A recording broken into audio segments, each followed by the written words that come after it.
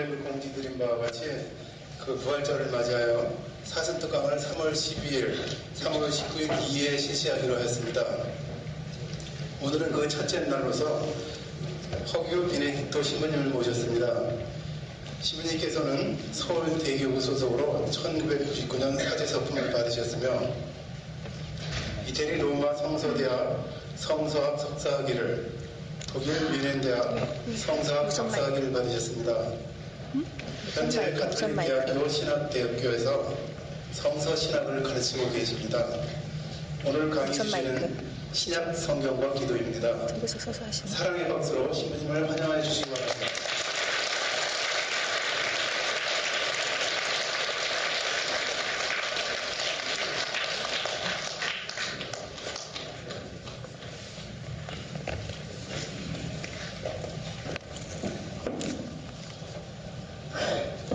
네, 안녕하세요. 예, 허규 비네딕토 신부입니다. 잘 들리세요? 네. 근데 이렇게 멀찍이 들어앉으셨나요? 가까이 좀 앉으시지. 오늘 제가 저희 주임 신부님께, 사실 주임 신부님께서 저보다 1년 선배세요. 예, 그래서 학교에서 같이 생활했었는데, 제가 방학 때 어디 좀 여행 중이었는데, 아주 카톡으로 이렇게 몇 월 며칠 와달라고 연락이 와서 이렇게 해서 오게 됐습니다. 저 사실 신도림동 본당은 처음인데 보니까 되게 비교적 아늑하고 좀 좋은 것 같습니다. 그래서 소개해 주신 것처럼 오늘 하고 다음 주제가 여러분들에게 그냥 제 나름대로 필요하다고 생각하는 것들 좀 나누는 시간을 가지려고 합니다. 저희 함께 기도하고 시작하도록 하겠습니다. 성부와 성자와 성령의 이름으로 아멘. 하늘에 계신 우리 아버지, 아버지의 이름이 거룩히 인하시며 아버지의 나라가 오시며 아버지의 뜻이 하늘에서와 같이 땅에서도 이루어지소서. 오늘 저희에게 일용할 양식을 주시고 저희에게 잘못한 일을 저희가 용서하오니 저희 죄를 용서하시고 저희를 유혹에 빠지지 않게 하시고 악에서 도와소서. 아멘. 성부와 성자와 성령의 이름으로 아멘. 제게 부탁하신 것이 신약 성경과 기도를 이렇게 우리 신도림동 신자분들에게 이야기해주면 좋겠다라고 말씀을 하셔서 그렇게 준비를 했습니다. 그래서 글쎄 기도라는 주제가 사실 어떻게 보면 너무 평범한 주제일 수도 있고 또 어떻게 보면 평범하지만 우리 신자분들이 많이 하지 못하는 좀 낯선 그런 주제일 수도 있다는 생각이 들었습니다. 그래서 그냥 기도에 대해서, 그냥 기도가 무엇인지에 대해서 아주 일반적인 이야기를 처음에 좀 나누고 싶습니다. 기도에 대해서 이야기하기 전에 제가 한 가지 글을 보여드리고 싶은데 이것은 피천득 씨가 쓴 인연이라고 하는 책에 나오는 일부 내용입니다. 근데 이 내용은 어디에도 나와 있냐면 한국 천주교 예비신자 교리서라고 하는 우리 신자분들 되기 전에 우리 예비사일 때 배우는 교재에도 기도 부분에 나와 있는 그런 내용입니다. 그 내용을 보면 무릎을 꿇고 고요히 앉아 있는 것도 기도입니다. 말로 표현을 하든 아니하든 간절한 소망이 있으면 그것이 기도입니다. 밀레의 만종은 색채로 이루어진 기도입니다. 말로 드리는 으뜸 가는 기도는 마태복음 6장에 있는 주님의 기도입니다.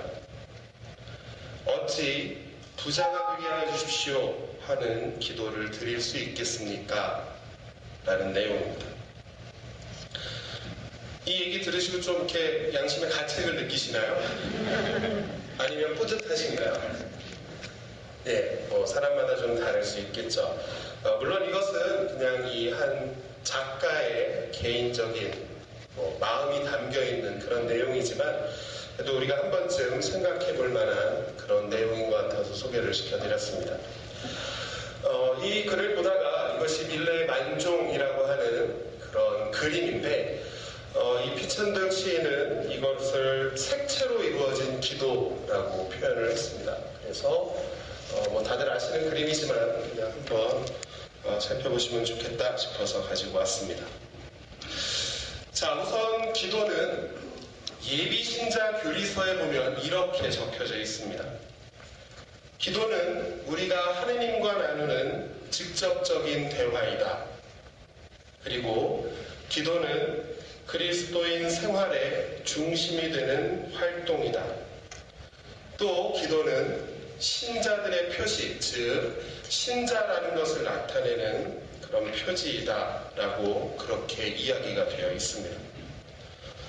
그래서 우리가 아는 것처럼 기도라고 하는 것은 하느님과 나누는 대화, 그리고 우리 생활의 중심이고, 또 신자면 당연히 신자임을 드러낼 수 있는 당연한 것이 기도다라고 예비신자 교리서에서 이야기하고 있는 거죠. 그래서 그 예비신자 교리서에서는 기도에 대해서 또 이렇게 표현을 합니다.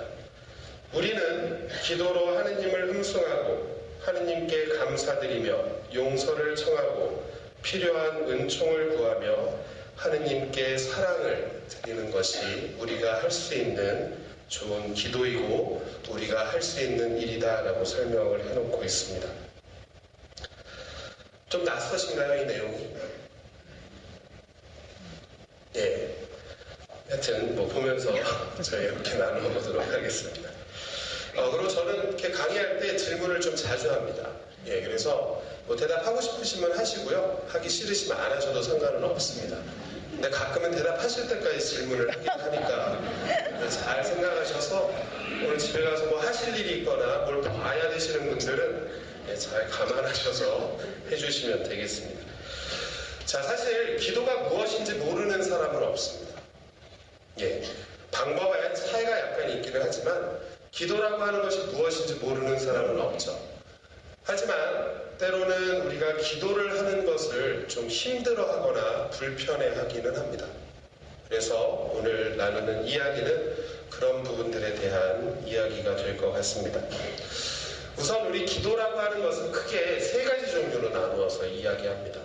처음에는 소리기도라고 하는 것이 있습니다. 이것을 예전에 우리 어르신들이 배우실 때는 염경기도라고 아마 배우셨을 겁니다. 그래서 쉽게 이야기하면 소리내서 기도하는 것, 그것을 소리기도라고 보통 이야기를 해요. 이것이 우리가 가장 쉽게, 가장 많이 할 수 있는 기도의 하나의 형태이죠. 그래서 묵주를 쥐고 소리로 입을 읊조리면서 성모성을 읊조리면서 기도를 한다든지, 아니면 저희 조금 전에 시작했던 것처럼 함께 뭐 주님의 기도를 바친다든지, 이런 모든 것들이 소리내서 기도하는 소리기도라고 할 수 있습니다. 그래서 아마 우리 신자분들에게는 가장 친숙한, 그리고 가장 쉽게 평소에 할 수 있는 그런 기도일 것이라고 생각합니다. 그리고 묵상기도라는 것이 있습니다. 묵상기도라고 하는 것은 뭐 그냥 성당이나 이런 곳에 조용히 앉아서 성경 구절이라든지 아니면 뭐 복음 말씀이라든지 그런 것들 가지고 이렇게 생각해가면서 무엇인가를 찾는 그런 기도라고 할 수 있죠. 그리고 관상기도, 이 말은 좀 생소하실지도 모르겠는데, 관상기도는 보통 사람들이 하느님과 직접적으로 만나는 기도라고 이야기를 합니다. 그래서 저도 사실 잘 못합니다. 그래서 저 내용을 구체적으로 말씀드리긴 어렵지만 보통 우리 신신 깊은 수도자들이나 이런 분들이 주로 온 삶을 기도로 봉헌하는 그런 삶 안에서 기도 바칠 때 그런 것들을 관상기도라고 이야기합니다. 여러분들은 어떤 기도가 제일 마음에 드시나요? 소리기도요? 아니, 묵상기도요? 네, 묵상기도들 많이 하시나요? 근데 묵상기도를 하면 좋은데 한 가지 단점이 있습니다. 무슨 단점이 있을까요? 예, 자꾸 졸립니다. 네, 그리고 소리기도는 내가 소리를 내기 때문에 뭐 다른 생각이 별로 안 들어요. 왜냐면 묵주알도 돌려야죠. 어디까지 했는지도 확인해야죠. 그래서 별로 다른 생각이 안 드는데 묵상기도는 그냥 이렇게 조용한 곳에 가만히 앉아 있으면 졸음도 오기도 하지만 또 별별 생각이 다 듭니다. 예. 평소에 아무 관심도 없던 이종 사촌 갑자기 잘 지내는지, 맞아, 생각해보니까 한 2달 전에 뭐 결혼식을 했다는데 잘했나? 이런 생각부터 시작해서 평소에 꼼꼼하게 다 챙기고 다니는데 내가 오늘 집 나올 때 불은 껐나? 이런 생각이 계속 들어요. 예, 그래서 사실 좀 힘들기는 하는데 기도할 때 그런 것들은 어떻게 보면 자연스러운 것들입니다. 그래서 우리 그런 것들을 분심이라고 표현하는데, 그런 이상한 생각들이, 좀 귀찮은 생각들이 많이 들더라도 그것도 하나의 과정이다 생각하고 잘 이렇게 넘기시면 또 기도의 맛을 들으실 수 있을 거라고 생각합니다. 저희가 이렇게 기도를 해야 된다, 또는 기도하는 이유는, 그 근거는 바로 예수님에게서 찾을 수 있습니다. 예수님께서 우리에게 보여주신 모습 중에, 다양한 모습 중에 한 가지 중요한 것 하나가 바로 기도하는 모습을 우리에게 보여주신 거였죠. 그래서 실제로 여러분들이 복음서를 읽어보시면 예수님께서는 중요한 때, 그리고 어떤 중요한 결정을 앞두고 있을 때 항상 기도하셨다라고 복음서에서 전해줍니다. 그래서 그런 예수님의 모범을 따라서 우리 역시도 기도하는 삶을 살아야 된다라고 이야기하는 것이죠. 제일 먼저 생각해 볼 수 있는 것은 예수님의 세례 때의 모습입니다. 루카복음에 보면 온 백성이 세례를 받은 뒤에 예수님께서도 세례를 받으시고 기도를 하셨다라고 전해줍니다. 이 세례라고 하는, 예수님의 세례라고 하는 것은 무엇을 나타내는 사건이냐 하면, 예수님께서 이제 더 이상 사적으로 계시지 않고 공적으로 나서서 사람들에게 당신의 사명을 실천하신 그런 사건을 나타내는 것이 바로 세례입니다. 그래서 예수님께서는 실제로 당신이 하느님의 일을 시작하기 전에 세례를 받으시면서 당신의 일을 위해서 기도하셨다라고 복음서에서 전해주고 있는 거죠. 또 그 다음에는 12제자를 뽑을 때입니다. 그 무렵에 예수님께서는 기도하시려고 산으로 나가시어 밤을 새우며 하느님께 기도하셨다. 그리고 날이 새자 제자들을 부르시어 그들 가운데서 12를 뽑으셨다라고 이야기합니다. 여기서도 예수님은 당신과 평생을 같이 할, 당신의 일을 함께 나눌 그런 제자들을 뽑을 때 역시 산에 가셔서 밤새 기도하셨다라고 복음서에서 전해주고 있다는 거죠. 예수님께서 이렇게 기도하신 이유는 아마도 당신이 이 12명의 제자를 뽑아서 앞으로 하느님의 일을 해나가는 데 있어서 당신이 뽑게 될 이 12명의 제자들을 위한 기도였을 것이다 라고 생각할 수 있습니다. 그리고 저희가 지지난주인가요? 좀 들은 거룩한 변모 사건 때 역시 예수님께서 기도하셨다라고 우리에게 전해줍니다. 예수님께서는 베드로와 요한과 야고보를 데리고 기도하러 산에 오르셨다라고 표현을 하고 있고, 그 산에서 이제 예수님은 옷이 하얗게 빛나는 그런 모습으로 변모하시고 거기서 엘리야 예언자와 모세와 이야기를 나누었다라고 하는 그 내용에 담겨 있습니다. 저는 개인적으로 이 예수님의 거룩한 변모 사건을 볼 때마다 자꾸 그런 생각이 듭니다. 그때 베드로 사도와 야고보 사도와 요한 사도가 함께 있었는데 베드로 사도가 이렇게 이야기하죠. 주님, 제가 여기에 초막을 3개 지어서 하나는 주님께, 하나는 모세께, 하나는 엘리야께 드리고 여기서 그냥 살았으면 좋겠습니다 라고 이야기해요. 기억나세요? 예. 저는 그 구절을 볼 때마다 뭔가 하나 부족한 느낌이 듭니다. 왜냐하면 초막을 4개 줘야 베드로와 야고보와 요한도 살 텐데 베드로 사도 어디서 잘라고 생각했는지 그런 생각이 늘 듭니다. 이 구절을 읽을 때마다. 예, 그래서 예전에도 들었는데 얼마 전에도 이거에 대한 뭐 글을 쓰다가 보니까 또 그 생각이 드는 걸 보니까 예, 제가 굉장히 궁금해하는 그런 모습 중에 하나인 것 같아요. 자, 이렇게 거룩한 변모 때에도 예수님은 산에 기도하러 올라가셨다라고 표현을 합니다. 이 거룩한 변모 사건은 굉장히 중요합니다. 왜 중요하냐 하면 마르코 복음에 보면 예수님께서 갈릴레아에서의 모든 일을 마치시고 이제 예루살렘을 들어가시기 바로 전에 이 거룩한 변모 사건을 전해주고 있기 때문에 그렇습니다. 그리고 예수님께서 이제 예루살렘으로 들어가시면 예루살렘에서 예수님을 기다리고 있는 일은 붙잡히고 십자가에 못 박히고 돌아가시는 일이죠. 그래서 그 중요한 사건 전에 이분이 하느님의 아들이다라는 것을 설명해주는, 우리에게 이야기해주는 것이 바로 거룩한 변모 사건입니다. 또 이 이후에도 예수님께서는 혼자 기도하고 계실 때 제자들과 함께 있었는데 그분께서 군중이 나를 누구라고 하느냐 하고 물으셨다라는 대목도 등장을 합니다.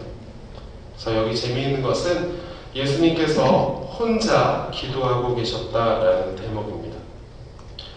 또 우리가 잘 아는 베드로 사도가 예수님을 3번 부인하는 그런 장면과 함께 연결지어서 예수님께서는 베드로 사도에게도 이렇게 이야기합니다. 시몬아 시몬아 보라 사탄이 너희를 밀처럼 체질하겠다고 나섰다. 그러나 나는 너의 믿음이 꺼지지 않도록 너를 위해 기도하였다라고 말씀하십니다. 또 예수님께서 실제적으로 로마 병사들에게 붙잡히시기 이전에 겟세마니라고 하는 곳에서 제자들과 함께 마지막으로 기도하셨다는 내용이 등장을 합니다. 루카복음에 따르면 그리고 나서 돌이 던지면 닿을 만한 곳에 혼자 가시어 무릎을 꿇고 기도하셨다. 아버지께서 원하시면 이 잔을 저에게서 거두어 주십시오. 그러나 제 뜻이 아니라 아버지의 뜻이 이루어지게 하십시오 라는 말로 기도하셨다라고 복음서에서 이야기해 줍니다. 자, 이 예수님이 등장하는 이 모든 대목에서 우리가 볼 수 있는 것은 예수님은 단지 활동하고 사람들을 고쳐주고 한 것만이 아니라 실제로 많은 경우에 시간이 날 때마다 홀로 기도하셨다라는 것을 복음서에서 전해주고 있습니다. 그래서 우리 역시 이런 예수님의 모범을 따라서 우리 생활 안에서 기도하는 삶을 살아야 된다라고 하는 것이 우리 가톨릭 교회의 가르침인 거죠. 그래서 이런 예수님의 기도, 예수님께서 기도하셨다라는 부분들을 살펴보면 주로 이런 단어들이 많이 등장을 합니다. 밤에 예수님 홀로 또는 산이라고 하는 곳에 가셔서 기도하셨다라고 전해줍니다. 이것을 우리는 좀 생각해 볼 필요가 있습니다. 왜냐하면 밤이라고 표현되어 있는 이 표현은 밤은 낮과의 반대말이죠. 당연히 그렇습니다. 그리고 낮 동안 우리가 일하고 활동하는 시간이라면 밤이라고 하는 시간은 그 활동을 좀 멈추고 있는 시간인 거죠. 그래서 예수님께서 밤에 기도하셨다라는 이야기는 우리가 활동하지 않는 그런 시간을 이용해서 예수님께서는 항상 기도하셨다라는 의미와도 같습니다. 또 예수님께서 홀로 주로 혼자서 기도하셨다라는 것도 마찬가지입니다. 물론 우리는 모여서 함께 기도할 수 있습니다. 저희가 모여서 함께 기도하는 것 중에 가장 좋은 기도가 뭔가요? 뭘까요? 네? 예, 다시 여쭤보겠습니다. 저희가 모여서 기도를 할 수도 있습니다. 저희가 모여서 하는 기도 중에 가장 좋은 기도는 무엇일까요? 묵주기도요? 묵주기도 모여서 하세요? 네, 훌륭하십니다. 예. 묵주기도 모여서 하면 좋죠. 예. 여러분들 신학교 가보셨는지 모르지만 신학교는 묵주기도 이렇게 걸어다니면서 합니다. 예. 그래서 저는 신학교 옆에 있는 고등학교를 나왔는데 이제 고등학생 때 밤에 이렇게 뭐 자율학습 이런 거 하잖아요. 그러면 늘 같은 시간에 까만 옷을 입은 사람들이 운동장에서 10명씩으로 귀신처럼 이렇게 왔다. 예. 그래서 되게 이상하게 생각했는데 그리고 몇 년 뒤에 저도 그 운동장에서 왔다. 예, 물론 북쪽이도 모여서 하시는 거 좋죠. 하지만 우리가 모여서 하는 기도 중에 가장 훌륭한 기도는 미사입니다. 성체성사죠. 그래서 성체성사를 모든 기도의 정점이라고 부릅니다. 기도라고 하는 것은 물론 개인적인 성격이 강한 것이긴 하지만 이 성체성사, 미사라고 하는 것은 우리 공동체가 모여서 공동체의 이름으로 기도하는 것이기 때문에 가장 좋은 기도라고 이야기합니다. 그래서 예수님께서 혼자서 기도하셨다라고 하는 것은 그런 차원이 아니라 개인적으로 그렇게 혼자서 하느님과 만나는 시간을 가졌다라는 의미로 받아들일 수 있는 거죠. 그리고 예수님께서 주로 기도하신 장소는 산이었습니다. 예, 물론 산은 높으니까 하늘과 더 가깝다는 그런 의미도 있을 수 있지만 산은 의미적으로 보면 우리가 하느님과 만날 수 있는 장소를 의미합니다. 그래서 우리 가끔 피정 가잖아요. 예, 피정 본당에서 할 수도 있습니다. 하지만 또 그렇게 내가 살고 있는 자리를 떠나서 새로운 자리에 가서 새로운 마음으로 무엇인가를 찾고 기도하는 것 역시 의미가 있기 때문에 그렇게 많이 하는 거죠. 그래서 산이라고 하는 것은 우리에게 성당이 될 수도 있는 거고 내 집이 될 수도 있는 거고 그렇게 내가 하느님과 함께 기도할 수 있는 장소를 나타내는 의미라고 생각할 수 있습니다. 자, 이렇게 예수님께서는 당신이 스스로 기도가 무엇인지 보여주신 것 외에도 우리에게 이렇게 기도하라라고 남겨주신 가르침들이 있습니다. 그 가르침 중에 하나는 마태복음 6장에 나오는 내용입니다. 예수님께서는 이렇게 말씀하십니다. 너는 기도할 때 골방에 들어가서 문을 닫은 다음에 숨어 계신 내 아버지께 기도하여라 라고 우리에게 가르쳐 주십니다. 또 덧붙여서 너희는 기도할 때 다른 민족 사람들처럼 빈말을 되풀이하지 마라. 그들은 말을 많이 해야만 들어주시는 줄로 생각한다 라고 이야기하세요.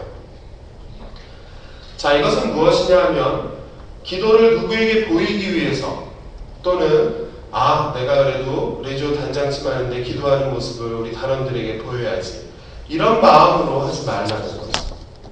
기도는 오로지 하느님께 바치기 위해서 하는 것이라는 의미입니다.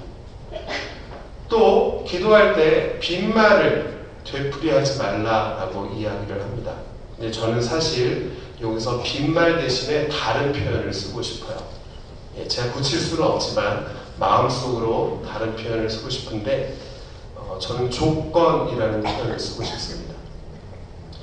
왜냐하면 저도 마찬가지이지만 우리 신자분들도 기도할 때 되게 그렇게 하십니다. 집에 우환이 생겼어요. 그런 일이 생기면 안 되는데 어쩌다가 생겼습니다.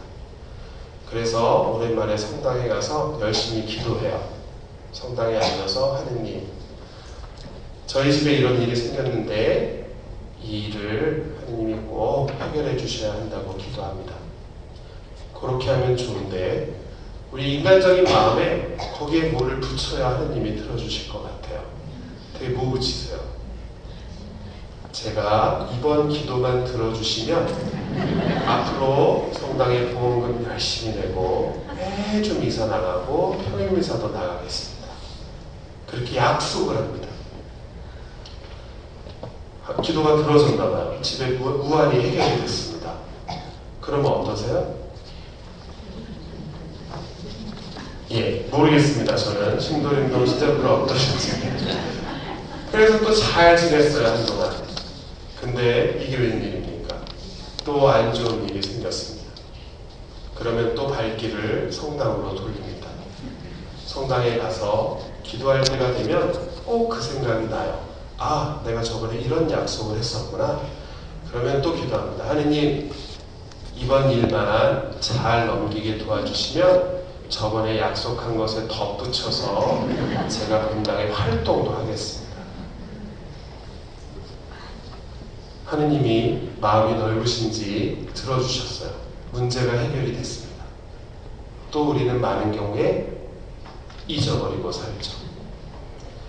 그래서 아주 집안이 평화롭게 잘 돌아갔습니다.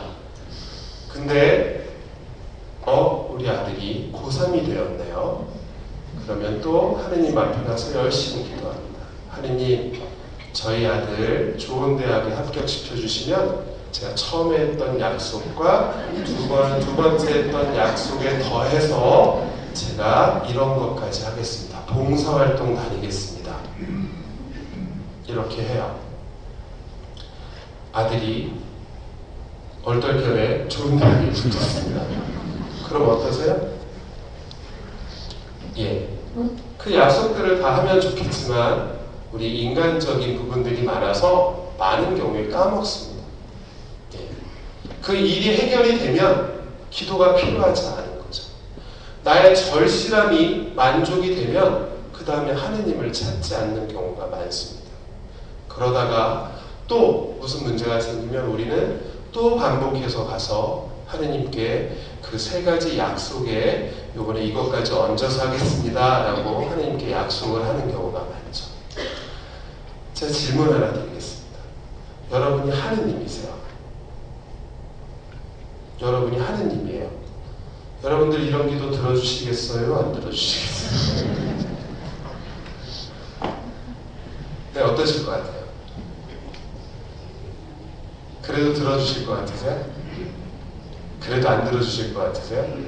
네, 여러분이 생각한 대로 아마 하느님이 해주실 겁니다. 속으로 에이 못 들어줍니다 하면 안 들어주실 거고 에이 그래도 들어주시겠죠 하면 들어주시겠죠.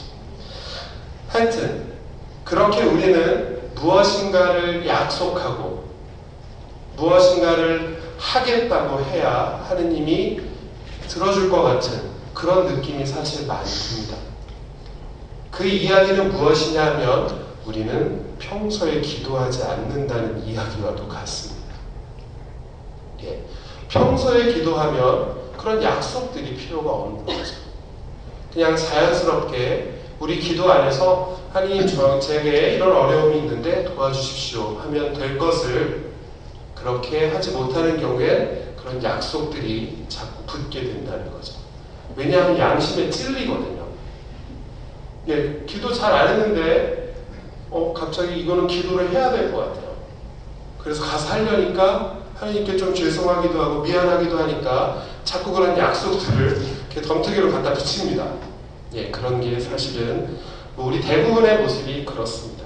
그래서 그런 것보다 조금 더 자주 기도하고 정말 우리가 필요한 것 청하는 것이 가장 좋은 기도겠죠. 또 이런 내용 말고 예수님께서는 마태복음 7장에서는 이렇게 이야기하십니다. 청하여라 너희에게 주실 것이다. 찾아라 너희가 얻을 것이다. 문을 두드려라 너희에게 열릴 것이다. 누구든지 청하는 사람은 받고 찾는 사람은 얻고 문을 두드리는 이에게는 열릴 것이다 라고 이야기합니다. 맞습니다. 많은 분들이 기도를 하고 기도를 통해서 은총을 체험한 분들도 많고 또 기도를 하는 것 자체가 그 자체로 우리의 많은 문제를 해결해 주기도 합니다. 근데 사실은 이 청하고 받고 문을 두드리라는 이것보다 조금 더 중요해 보이는 것은 이 말씀인 것 같습니다.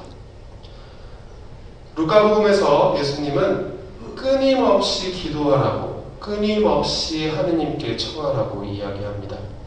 그러면서 하나의 예를 듣죠. 친구가 밤에 새벽에 갑자기 누가 찾아와서 빵이 3개가 필요한데 어디 구할 데가 없습니다. 그래서 가장 친한 친구한테 가서 새벽에 잠자는데 문 쿵쿵쿵쿵 두드리면서 친구야 빵 3개만 좀 다오. 그러면 누가 새벽에 일어나서 아이 고맙네 친구 이 새벽에도 찾아와줘서 빵 3개 드리겠네 하고 줄 사람이 없다는 거죠.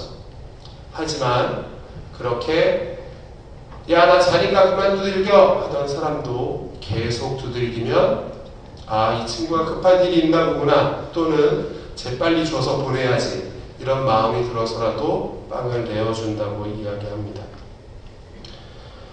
성경에는 이렇게 표현이 되어 있습니다. 덫이라는 이유 때문에 일어나서 빵을 주지 않는다 하더라도 줄곧 졸라대면 마침내 일어나서 그에게 필요한 만큼 다 줄 것이다 라고 표현하세요.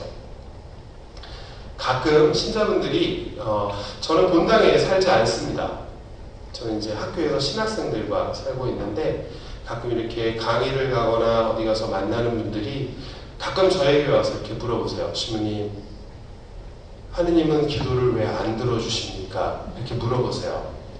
그럼 저 속으로 이렇게 생각합니다. 그건 하느님께 여쭤보시겠지. 저에게는 말은 못합니다. 물론 마음으로 그렇게 생각을 합니다. 그래서 아니 어떻게 무슨 일이 있으셨길래 그러십니까? 그래서 그러면 또 저희가 이런 게 있는데 하느님께 기도를 했는데 안 들어주신대요. 그래서 얼마나 기도 오래 하셨을 텐데 안타까워서 어떡합니까? 이렇게 여쭤보면서 기도는 많이 하셨어요? 이렇게 여쭤보면 했다고 합니다. 한 번 가서 하셨대요. 성당에 한 번 가서 1시간 기도하셨답니다. 예, 그럼 저는 또 속에서 다른 생각을 좀 하지만 말은 못합니다. 한 번 길게 기도하는 건 좋죠. 예, 그것 역시 나쁘지 않은 일입니다. 그만큼 절실하고 필요하니까 길게 기도하셨을 겁니다. 근데 이런 성경 말씀을 통해서 보면 기도라고 하는 것은 꾸준할 필요가 있는 거죠. 사람들은 기도를 가끔 무슨 자판기 정도로 생각하시는 분들도 계신 것 같아요.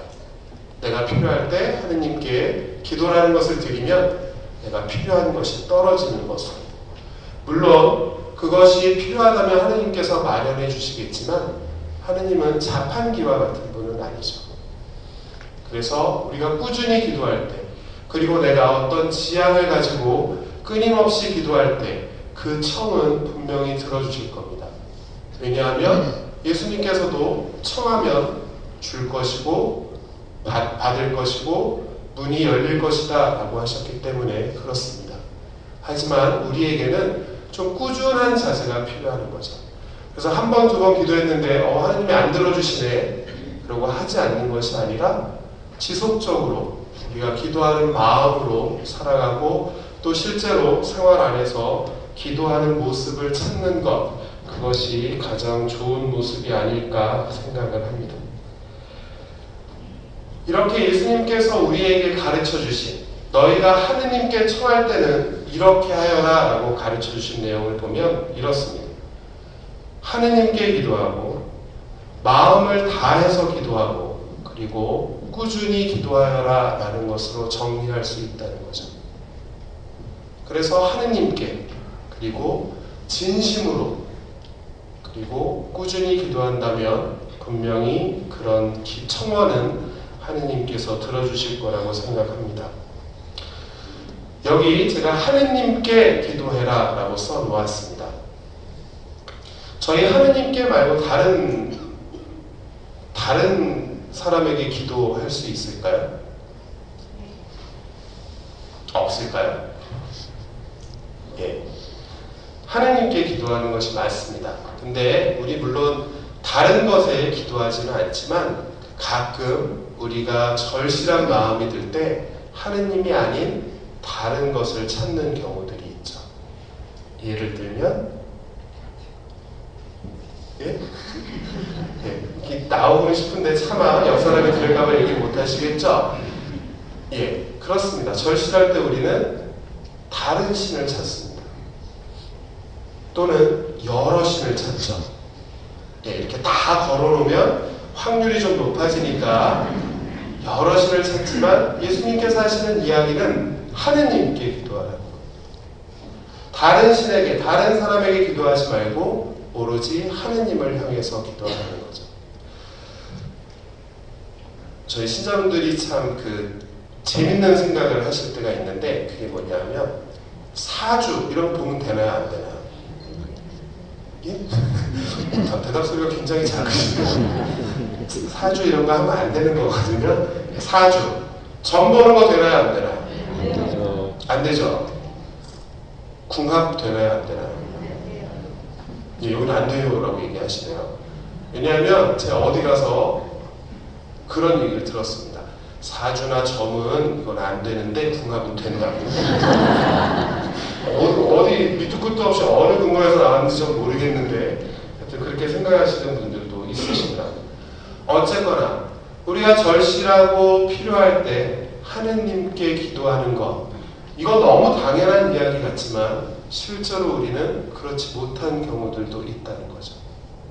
그리고 진심으로 기도하고 꾸준히 기도하는 것, 이것이 바로 너희가 기도할 때, 너희가 무엇인가를 청할 때 이렇게 해라 라고 가르쳐 주신 예수님의 가르침입니다. 자, 우리 기도에는 이렇게 무엇인가를 청하는, 하느님 도와주십시오, 또는 제게 이런 것들을 좀 마련해 주십시오라는 청원 기도, 무엇인가를 청하는 기도도 있지만 다른 기도도 있습니다. 그 기도는 바로 감사의 기도입니다. 루카복음 17장에 보면 예수님께서 길을 가시는데 나병 환자 10사람이 우르르 몰려와서 예수님께 부르짖습니다. 예수님, 자비를 베풀어 주십시오 라고 부르짖어요. 그러자 예수님께서 어디에 가서 씻고 사제에 가서 몸을 부여라 라고 이야기해 줍니다. 이 나병 환자 10사람이 길을 가다가 자기네 몸이 낫는다는 것을 느끼게 되죠. 그래서 기뻐하면서 집으로 돌아갑니다. 근데 그들 가운데 한 사람은 자기가 그렇게 병이 나은 것을 보고 큰 소리로 하느님을 찬양하고 다시 예수님께 돌아와서 예수님 발 앞에 엎드려 감사를 드렸다라고 표현되어 있습니다. 그러자 예수님께서 돌아와서 감사합니다 라고 이야기하는 그 사마리아 출신의 나병 환자를 보고 이렇게 표현하세요. 10사람이 깨끗해지지 않았느냐? 곧 10사람이 병이 나았는데 나머지 9은 어디에 있느냐라고 물으십니다. 자, 이것은 너무나 당연한 이야기이지만 실제로 우리는 실생활 안에서 이렇게 못하는 경우가 많습니다. 우리에게 익숙한 것은 청하는 기도이죠. 하느님 이거 해주십시오. 예수님 이거 해주십시오. 청하는 기도이지 제게 이런 것들 주셔서 감사합니다 라고 기도 많이 하지 못합니다. 근데 이 감사의 기도라는 것은 재미있는 것이 내가 생활 안에서 나는 이것도 필요하고 이것도 필요하고 이것도 있어야 되고 이것도 있어야 되고 이렇게 생각하는 사람들에게는 늘 그런 것들이 생겨납니다. 늘 무엇인가가 모자라고 부족해요. 하지만 그래도 하느님이 우리에게 나에게 이것도 주셨고 이것도 주셨고 이것도 주셨구나 하는 사람들에게는, 그렇게 감사의 마음을 갖는 사람들에게는 항상 충만하고 그런 사람들은 행복할 수 있습니다. 우리에게 가장 부족한 기도는 바로 감사의 기도입니다. 내가 청한 것을 얻는 것만이 아니라 실제로 그렇게 하느님이 베풀어 주신 것에 대해서 감사할 수 있는 것, 그것이 우리가 기도 안에서 항상 꼭 생각해 보아야 할 내용인 거죠. 예수님도 역시 이런 감사의 기도를 올렸습니다. 예수님께서는 당신의 일을 수행하시면서, 그리고 특별히 이제 하느님의 계명을, 사랑의 이중계명이라고 하는 그것을 알려주시기 전에 이렇게 기도합니다. 아버지, 하늘과 땅의 주님, 지혜롭다는 자들과 슬기롭다는 자들에게는 이것을 감추시고 철부지들에게 드러내 보이시니 아버지께 감사드립니다 라고 기도하세요. 이것은 분명 감사의 기도입니다. 또 예수님께서 라자로를, 예수님의 친구였던 라자로를, 죽은 라자로를 되살리기 이전에 또 이렇게 기도하십니다. 아버지, 제 말씀을 들어주셨으니 아버지께 감사드립니다. 아버지께서 언제나 제 말씀을 들어주신다는 것을 저는 알고 있습니다. 라고 기도하십니다. 예수님이 보여주신 기도의 모습에는 이 두 가지 내용이 다 담겨져 있습니다. 예수님께서 실제로 기도하시면서 또 우리에게 너희가 필요한 것을 아버지께 이렇게 청하여라 라고 알려주시기도 하셨지만 또 당신의 모습을 통해서 그리고 가르침을 통해서도 그것뿐만이 아니라 감사할 줄 아는 것 역시 좋은 기도다라고 우리에게 알려주고 계시는 거죠. 이런 예수님의 모습에서 우리는 두 가지 기도의 모습을 찾을 수 있습니다. 하나는 청원 기도이고 하나는 감사의 기도입니다. 그리고 우리에게 조금 더 필요해 보이는 것은 감사의 기도라는 생각이 듭니다. 그래서 어떤 분들은 또 그러세요. 지금 저는 별로 감사할 일이 없는데요. 이렇게 얘기하시는 분들이 실제로 계십니다. 예. 별로 감사할 일이 없죠. 예. 감사할 일이 없죠. 근데 잘 살펴보면 감사할 일이 투성입니다. 왜냐하면 가장 먼저 이렇게 생각을 해보죠. 여러분들 내일 아침이 되면 눈 뜨시잖아요. 그죠? 예, 눈 뜨실지 안 뜨실지 어떻게 아세요? 누가 보상해주지 않습니다.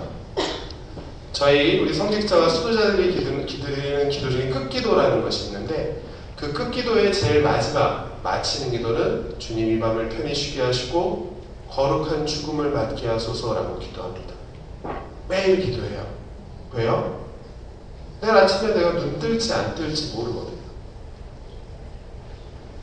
우리는 하루하루 그렇게 생명을 선사받아서 살아가고 있는 사람들입니다. 그건 역시 감사할 일인 거죠. 눈을 떴어요. 눈을 떴는데 옆에 마누라도 눈 뜨고 있고 우리 애들도 다 눈 뜨고 있어요. 그건 역시 우리 가족에게 생명을 선사해 준 건 역시 감사할 일입니다. 그랬더니 이런 일이 요즘에 많이 없다고는 하시지만 우리 착한 부인이 일어나서 맛있게 아침 식사를 차려줬습니다. 네, 이 얼마나 감사할 일입니까? 그죠? 우리 아이들이 공부는 좀 못하기는 하지만 항상 건강해요. 밝아요. 이거 얼마나 감사할 일입니까? 이 모든 것들이 감사할 일이라는 거죠. 근데 언제부턴가 우리는 그런 것들을 너무 당연하게 생각합니다. 내 아이는 당연히 공부를 잘해야 돼요. 그게 언제부턴가 당연해진다는 거죠. 하지만 물론 공부 잘하면 좋겠지만 우리가 그렇게 하루하루 살아갈 수 있는 생명을 얻고 또 가족끼리 그렇게 하루하루 오손도손 살아갈 수 있다는 것도 그건 역시 행복이고 감사할 일이라는 거죠. 우리가 생활 안에서 감사한 것을 찾다 보면 끊임이 없습니다. 우리가 생활 안에서 마찬가지로 필요한 것을 찾다 보면 한도 끝도 없는 것처럼 감사할 일 역시 마찬가지라는 거죠. 하지만 많은 경우에 우리는 감사하는 것보다는 필요한 것을 먼저 찾습니다. 그리고 어떤 경우에 심한 경우에 하느님 옆집엔 이런 게 있는데 저희 집에도 이런 게 있게 해주십시오 라고까지 기도하게 되는 거죠. 물론 우리는 필요한 것들이 있습니다. 하지만 그것을 청하기에 앞서서 나에게 베풀어 주신 것은 무엇인지 그런 것들도 한번 찾아보실 수 있다면 우리가 조금 더 기도하는 좀 폭을 넓힐 수 있지 않을까 하는 생각을 해봅니다. 복음서에서는 또 이런 대목이 등장을 합니다. 우리가 너무나도 잘 아는 바리사이와 세리의 기도입니다. 바리사이는 회당 앞줄에 맨 앞에 와서 허리를 꼿꼿이 세우고 눈을 들어서 하늘을 바라보고 이렇게 기도합니다. 오 하느님, 제가 딴 사람들, 강도짓이나 강도들이나 불의를 저지르는 자들이나 간음을 하는 자들과 같지 않고 저 세리와도 같지 않으니 하느님께 감사드립니다 라고 기도해요. 이거는 감사의 기도일까요?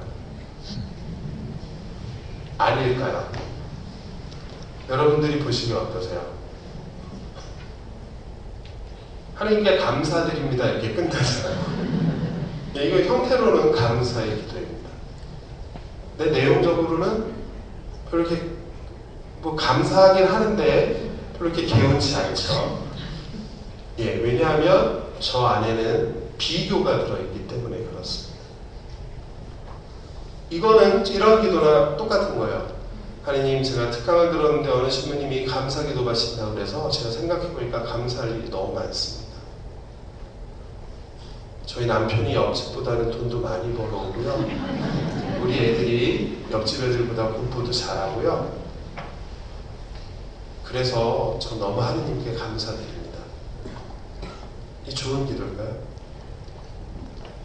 좋지 않은 기도죠.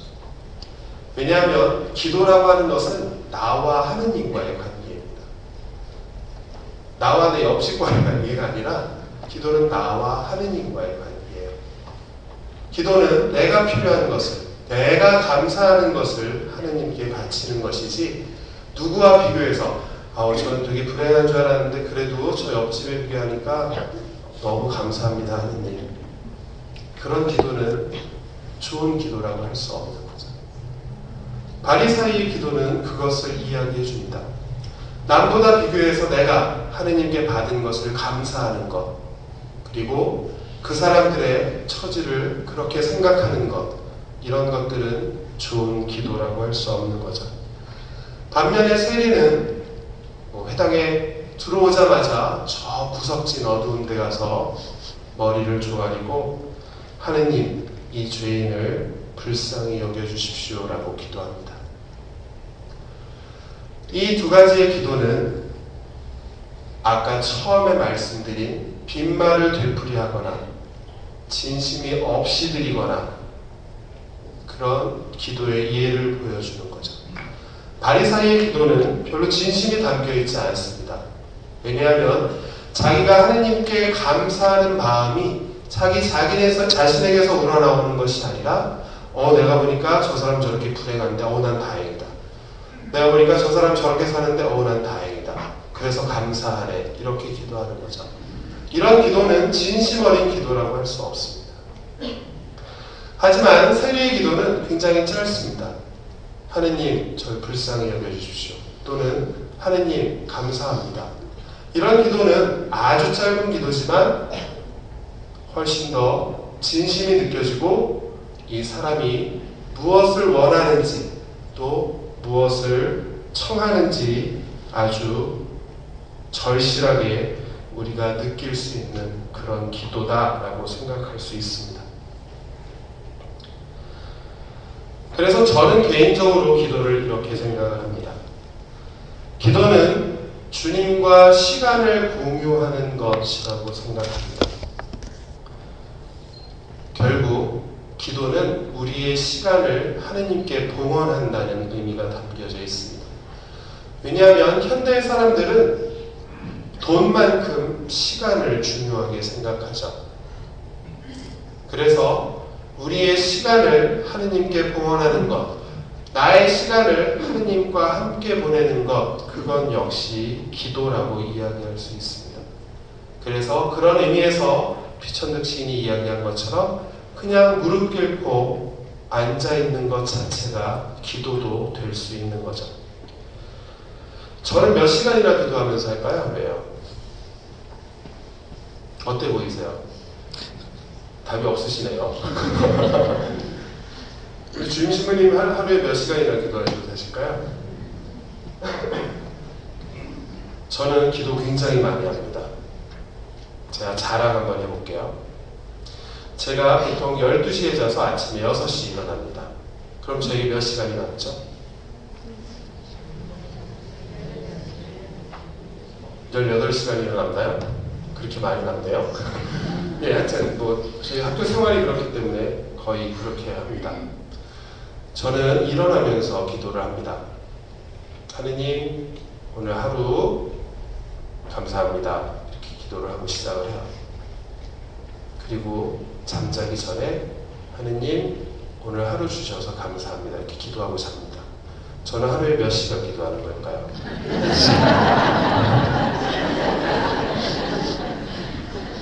여러분이 보시기에 제가 하루에 15초 기도하는 걸까요? 18시간 기도하는 걸까요? 그렇게 생각하세요? 예, 그러면 저는 하루에 18시간씩을 하느님께 봉헌하고 있는 겁니다. 얼마나 쉽습니까? 이런 건 역시 저는 개인적으로 좋은 기도라고 생각합니다. 제 자랑이 아니라요. 왜냐하면 우리 형제님들, 자매님들 기도하기 힘들다고 얘기하세요. 특별히 우리 형제님들 어떻게 기도 좀 잘하십니까? 그러면 그 의기당당하던 형제님들이 이렇게 말 소리가 작아지십니다. 그러면서 예, 기도요 뭐 했는데 시간이 없어가지고 일이 바빠가지고 이러세요. 제가 말씀드린 것 같은 기도는 긴 시간 필요 없습니다. 그리고 장소도 필요 없어요. 그리고 남의 눈치 볼 필요도 없습니다. 그냥 내 마음속으로 지하철을 타다가 하느님 오늘 하루 기쁘게 살겠습니다. 그걸 못할 사람이 어디 있습니까? 잠자리에서 일어나면서 하느님 오늘 하루 감사합니다.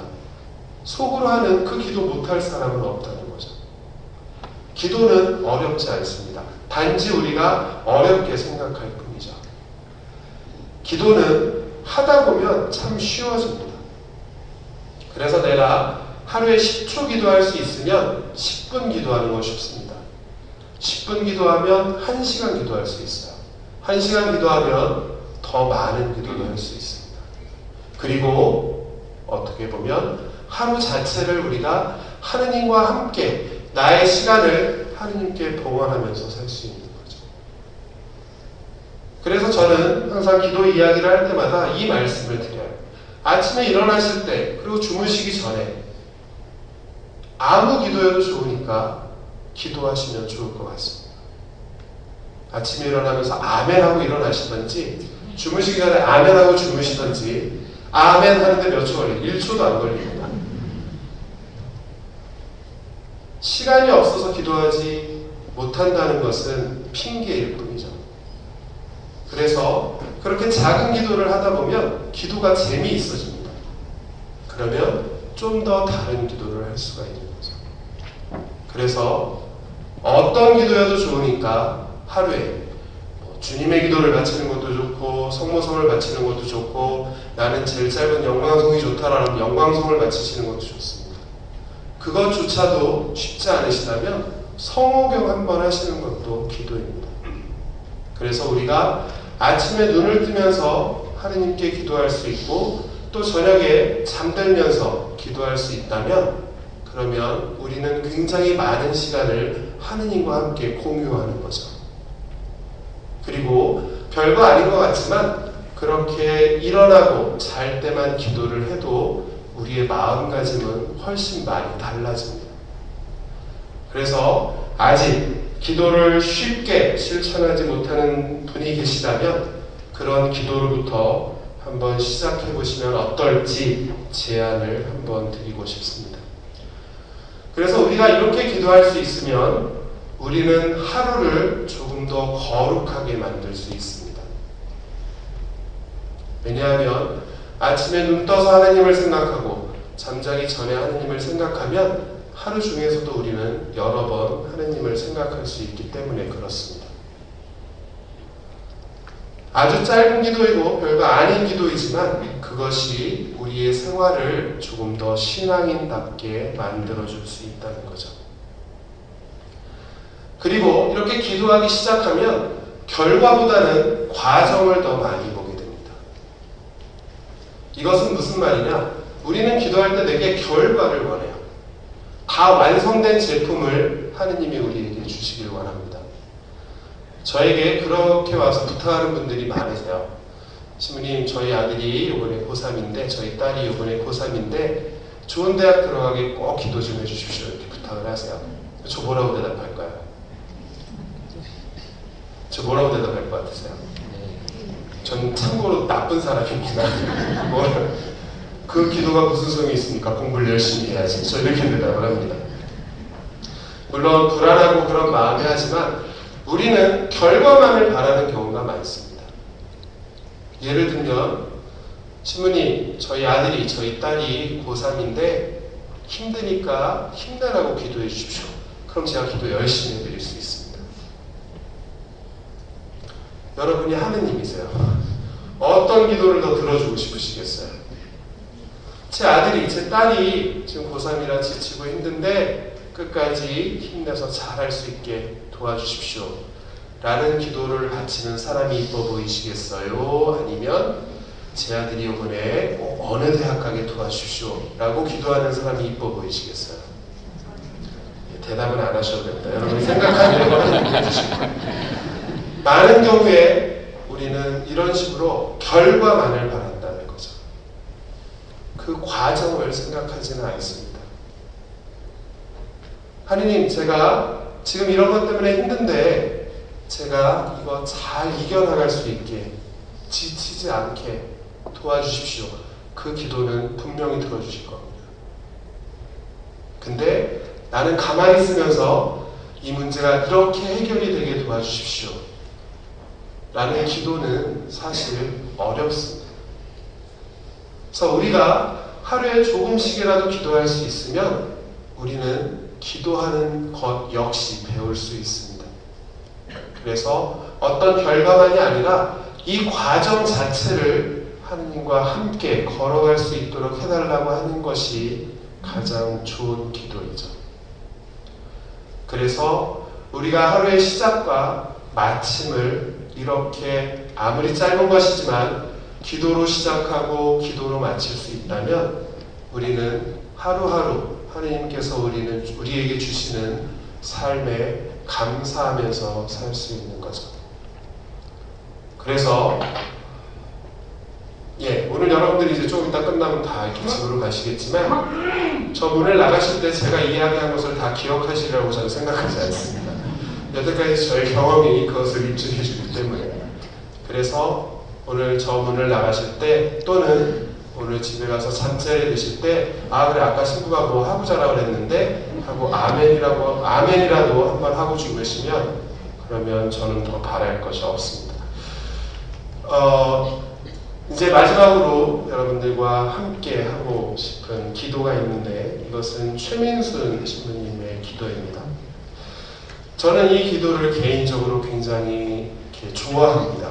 왜냐하면 제가 오늘 여러분들에게 설명드린 이 모든 내용을 다 함축적으로 다 이렇게 담고 있는 기도라고 생각하기 때문에 그렇습니다. 그래서 저희 마침 기도를 대신해서 이 최민순 신부님의 시이지만 이 기도를 한번 같이 보면서 마침 기도를 하도록 하겠습니다. 성부와 성자와 성령의 이름으로 아멘.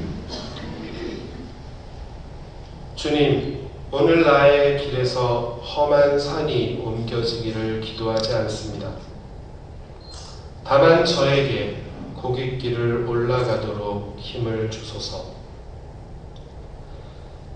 내가 가는 길에 부딪히는 돌이 저절로 굴러가기를 원하지 않습니다. 그 넘어지게 하는 돌을 오히려 발판으로 만들어가게 하소서. 넓은 길, 편편한 길, 그런 길도 바라지 않습니다. 다만 좁고 험한 길이라도 주님과 함께 가도록 더욱 깊은 믿음 주소서. 성부와 성자와 성령의 이름으로 아멘. 1시간이라는 엄청난 시간 동안